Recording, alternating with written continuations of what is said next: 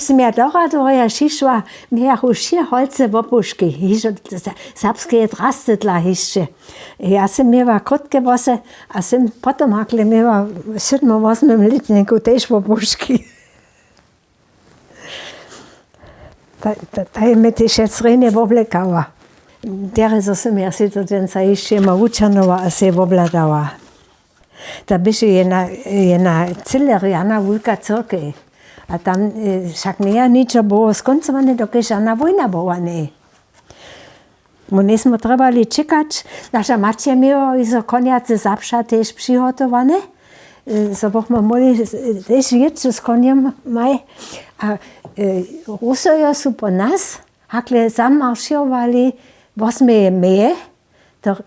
Je so pojedalo, a na to dzień so oni šišli po naše konje. Bo nismo žane konje smeli. A veće radarstvo. A gdy su naši Polacy k nam přišli z tym małym zapšahom, byše najmenša zase jen kujn za dziewowé radarstwie na polu a tak. Evo, keď naša mać to była voa přehać. A to s voom gdzieś to pomalku.